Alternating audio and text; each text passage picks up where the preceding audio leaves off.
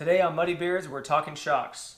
We're going to go over how they work, just very simply how they work, and how to inspect them to see if you should be replacing them. Okay, so today I just have some ProComp ES9000 nitrogen gas-filled shocks. They're the cheapest shocks you can get. They're just basic. So basically how these work is they're filled with oil, and there is pistons in here, little holes in them, so the oil can bypass through them.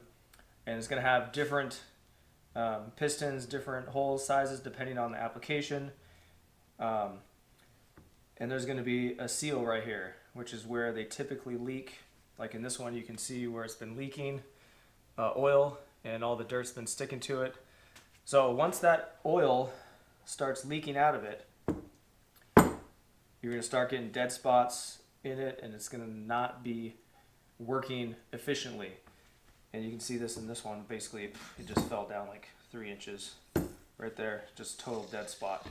So it's been leaking for quite a while. And so another thing about these shocks, the nitrogen, one of the things that it does is it keeps the oil from foaming up. When the shock is working up and down, the oil is going to want to foam up and get frothy, and it's going to overheat, and it's not going to work the way it's supposed to. So one of the purposes of the nitrogen is to keep the foam, the oil from foaming up. So that's one way to inspect your shock. Going to look for oil leaks. Very simple. So in this one, it's just a dead spot. And I can just push it down very easily, and it just stays exactly where I left it. That is not doing anything, basically. So this is a brand new one, which I'm going to be replacing. So the reason I know about this is because I'm relocating the shocks to the outside of my frame, and I'm taking my shocks off. So this one, you can see, is much more difficult to push down, and it's going to push right back up. You can see there's no oil coming out of it, and it's brand new. So the quickest and easiest way I've found to check your shock is to just push on your bumper. Push it up and down, you'll be able to feel the resistance. If there's basically like no resistance, you'll be able to see it's all squishy. You're probably going to want to replace it. But you just push down the bumper a couple times. See, mine goes down, and then when it comes back up, it just stops.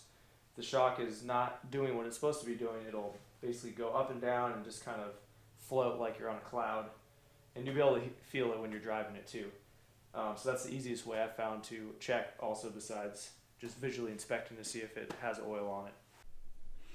Okay, so we're on the passenger side now.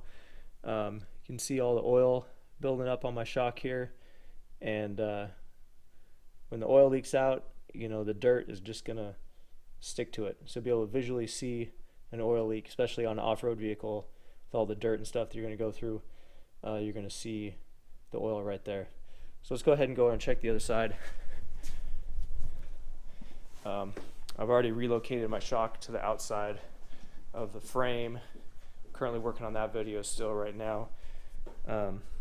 You can see the coil mount that I've relocated back about 2 inches, and then the shock that's relocated on the outside of the frame.